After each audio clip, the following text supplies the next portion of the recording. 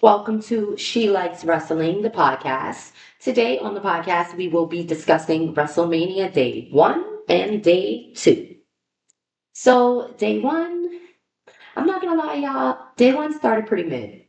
It was very mediocre. I wrote some notes. So, Day 1, we had match 1, which was Jay Uso versus Gunther. The match was very mediocre. It was very lackluster. Like it didn't give the energy I thought it would give. Jay, Mr. Yeet. Um, I thought he would come out with some new moves, something cool, something different. He gave us about 20 super kicks, about 5 hurricanranas, about 3 frog splashes off the top rope. And then they gave him the championship with a very, very mediocre win. It was not believable. Nobody believes Jey Uso can choke out Gunther. And the fact that he just put the chokehold on and Gunther tapped out in about 5 seconds is very unbelievable and very unrealistic. I wanted Jay to be champion. However, I do feel that he could have earned that championship a little better. I have allergies, y'all. Bear with me.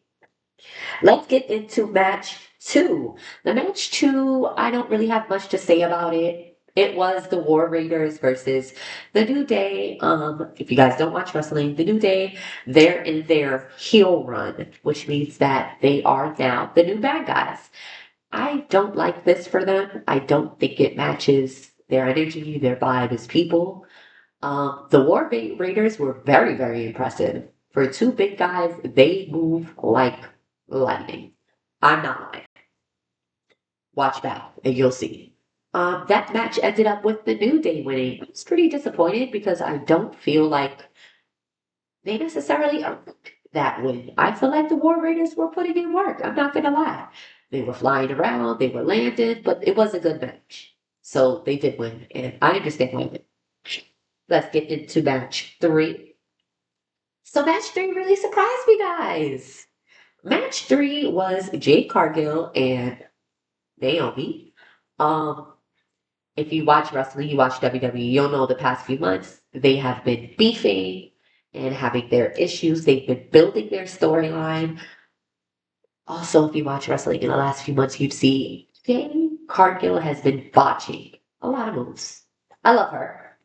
I support her. As a black woman, I was so happy to see her come through. She's beautiful, she's strong, she's talented, but she kept messing up easy things. And with that is why I usually feel like instead of going straight into the main roster, that they should require any new superstar to go through NXT because everybody's not ready for the main stage. And it's okay. The match was really good. Naomi threw out some moves that I was like, okay, Naomi. And Jade, she pulled out some moves, guys. She stopped botching. I didn't see a botch move the whole match. The match was very good, actually. I was pretty tuned in, and that was the first match of night 1 that I was actually very tuned in for. In the end, Jade Cargill came back out on top. So, in the episodes coming after, we'll have to see how her and Naomi's beef dynamic keeps it going. Match 4. There were so many matches, guys. It's a 2-day WrestleMania. Give me 1 second. Match 4. Jacob Fatu and L.A. Knight. So when it comes to this match, I was cheering for both sides, honestly. I love LA Knight. Yeah, that's my guy. However, Jacob Fatu is a powerhouse. The man is strong, he's athletic, and he's good at what he does. He's a big, big, strong, athletic man. And for the most part, Jacob took over that match. I won't lie, LA Knight didn't have much offense going on. Jacob Fatu pretty much controlled the match, and that's how he ended up being your new United States champion. Good luck to anybody trying to get that off of him. Match 5. I really don't want to talk about match 5 of night 1 because it's really a match that nobody asked for. Both superstars that were in the match before WrestleMania started, they were both injured, which was Rey Mysterio and I forget who it was. It was Rey Mysterio and somebody else. They were both injured. So then they gave us, these are two new guys. They gave us El Grande Americano, aka Chad Gable. Thank you! And Ray Phoenix, which I believe he just came from either TNA or AEW, and he is a brand new superstar in the WWE. So I was a little confused on them giving him a chance at WrestleMania to show out and show himself as his first chance, but to each his own. The match wasn't bad. It was a Lucha Libre match. It just wasn't what anybody asked for. So it wasn't as entertaining as it could have been if we had previous storylines with it. Match 6 was it was the best match of the night, honestly. Match 6 was Tiffany Stratton versus Charlotte Flair for the Women's Championship. And if you ask me, I wanted Charlotte to win. You know, she's a Flair. I'm always with the Flairs. However, it was a great match. And Tiffany kind of showed Charlotte. Like, in my vision, Tiffany is the younger version of Charlotte. So it just makes sense to have her come and beat Charlotte. And it was a rough match. She earned that win. Tiffany Stratton is super talented and super athletic. And if you know anything about WWE, you'll know that Charlotte, she's unstoppable. I'm not going to lie. She's the best in the women's division. So for Tiffany to come out on top after being dominated weeks and weeks and also in the ring that night with Charlotte, I was pretty proud. I was like, damn, is it Tiffy time? I believe it's Tiffy time. The last match of the night. Last match of the night, Seth Rollins, Roman Reigns, and CM Punk. This was a brutal triple threat match. If you know anything about triple threat matches, you'll know that there are no disqualifications. So throughout the whole match, they're beating each other, they're whooping each other's ass, weapons are being brought in, and to end the match, the wise man, Paul Heyman, who has allegiance to CM Punk and also allegiance to Roman Reigns. In the ring, he throws in a chair to CM Punk. You know, we thinking, yes, he got CM Punk back like old times, right? As he throws that chair in and CM Punk picks it up, he hits a low blow. Right to CM Punk's junk. Then he gives the chair to Roman Reigns. You expect, oh yes, his tribal chief. He's gonna stay with his tribal chief, Roman Reigns. Roman Reigns picks the chair up, and guess what he does? He low blows him as well. In the end, to help Seth Rollins win. Paul Heyman turned on both his back in the day loyalty guys for the money to go with Seth Rollins. Why? We may never know. On these next episodes coming up, you know, I'm sure we'll find out. But as far as WrestleMania, that shit was left in the air and it was super crazy. Super, super, super crazy. Now let's get into night 2, guys. The night where my baby has his last WrestleMania. All right, you guys. So day 2 starts with match 1, which is the women's world title, which is Io Sky, Rhea Ripley, and Bianca Belair. It was a triple threat match. All 3 women are super talented. 2 out of those 3 women are rock, built, strong. I'm talking, they're lifting women up above their heads and flinging them.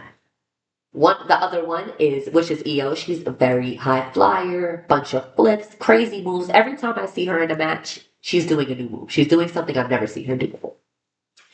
This match was super impressive. It was an amazing way to start day 2, honestly. I have no complaint. I didn't know the whole time who was going to win. You know, we love Bianca and her pony, Black Girl Magic. So we wanted Bianca to win. However, I also love Mommy. Mommy's super hot. Mommy is Rhea Ripley. And Io Sky is super talented, so it was just really an up and down on who would win. We weren't really sure, and in the end, I thought it was going to be Bianca. And Io came off the top rope and landed on Bianca and Rhea both. Match over. That was an easy win. Io won. She deserved it. I was actually kind of proud of her. I wasn't mad at that win. It was a very good match altogether. Match 2 would be Damian Priest versus Drew McIntyre. So those are both 2 really big guys, as you would expect. It was a huge brawl. It wasn't much to talk about. I did expect Damian Priest to do a little more in the ring, but it's Not much to expect. Again, two big guys brawling. Drew McIntyre, the crybaby, did end up coming out on top. I was a little disappointed in that because I feel like Damian Priest is a good fighter, and I felt like he could have took him. But, stuff happens. Match 3 was crazy. This was a fatal four-way. Finn Balor, Braun Breaker, Penta, and Dominic Mysterio. This match was crazy. It was very hard to know who was going to win because if you know anything about a fatal four-way, every time you think somebody's going to win, somebody usually comes in and stops them. The match was very, very aggressive and full of crazy moves. Penta is crazy talented, super, super talented in his lucha libre skills. A lot of high flying, a lot of rope moves. Anything about Finn Balor, he is a technician in the ring, so he does a lot of moves that other people can't do. It was really, really good. Braun Breaker, he's huge. He's spearing through everybody around the ring, running through people, flipping them, throwing them. He's a big man. And Dominic Mysterio, he, in the ring, he thinks with his mind more than his muscle, which actually gets him very ahead in the WWE because work smarter, not harder, In the end, Dominic did end up coming out on top, and I was very proud because although he's a heel, I do feel like over these months and these years, he has worked for it. He earned it, and in the best words of his uncle, Eddie Guerrero, he lies, he cheats, and he steals, and he becomes a champion, and it works for him. So we love heel Dom over here. We used to hate him, but we love him now. The next match after that was match 4. The Randy Orton Mysterious match. So before WrestleMania, Randy Orton was supposed to go against KO, Kevin Owens. Kevin Owens got injured, unfortunately, with a back injury, and so we had a mystery opponent for Randy Orton at WrestleMania.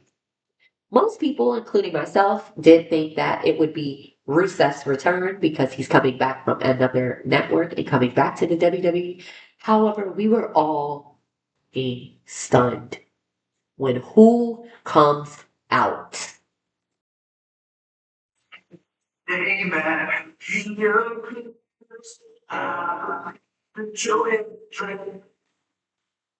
Believe in Joe Hendry. Nobody expected Joe Hendry to come out. He's literally the TNA Wrestling World Champion. The fact that he came out during the WWE WrestleMania to fight Randy Orton was insane.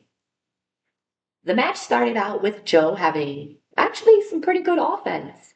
And then Joe got cocky and he hit his signature Joe Hendry move, and Randy came and hit his vintage Orton move and RKO'd his ass randomly. He didn't even see it coming. It's the Jordan! The Jordan! We were like, ah. He pinned him. He got the win. He helped him up. We thought he was giving good sportsmanship, but again, vintage Orton. He does not let him walk away. He grabs him back in. It was so good. It was so good, y'all. It was so good. So good. The next match after that was Logan Paul versus AJ Styles. So this match actually really disappointed me. AJ Styles is one of the best wrestlers in the WWE, and the fact that he couldn't get any offense started against Logan Paul, very disappointing. Very, very, very disappointing. AJ is better than that. Logan Paul's amazing. As much as I hate him, I'm happy to admit he is amazing at what he does. However, AJ Styles to not get any offense against Logan Paul, it just didn't make any sense. And I feel like maybe his age is starting to show, in his wrestling career. Because he didn't do much in that match, which really disappointed me. AJ Styles in his rush blowout got blown the fuck out by Logan Paul. The next match after that was match 6. This match would be Mid Morgan, aka Liv Morgan, and Raquel, which are the women's WWE Tag Team Champions, versus Lyra Valkyria, which is the women's Intercontinental Champion, and a mystery guest. Guess who the mystery guest was? The man, Becky Lynch. So Becky Lynch comes out, everybody's hype. Whoa, whoa. Everybody's hype. Hype, hype, hype, hype, hype. The match was okay. It was a pretty mid match. Honestly, I feel like this match was set in place with Becky and Lyra to win. They ended up winning the WWE Women's Championships. I do feel like it was put in place for them to win, to build a storyline with Becky then going after Lyra and becoming the Intercontinental Champion. We'll see in next week's time, but I do feel like that's what they were building towards, you know? And last, but most certainly not least, the match I was waiting for all night. If you see Big John Cena supporter over here, it was John Cena versus Cody Rhodes for the WWE Undisputed Championship. That match was actually pretty mid, which I'm so sad to say because it was John's last WrestleMania, you know, his time to win his 17th WWE Championship, and the match was kind of boring. However, I don't expect much. John's getting old. He doesn't wrestle as much anymore. And, you know, it was his last hurrah. His very last hurrah. If you look at the back of my shirt, he has won 16 championships throughout his whole career. And guess what? WrestleMania made Big 17, and the new WWE Undisputed Champion is John Cena! My baby won the championship. Cody, I'm so sorry, Cody. I did like you, Cody, but it will never be Cody over John. And this was my review of both days of WrestleMania. And I hope you guys enjoyed. Follow, like, and subscribe. Oh, I ate that.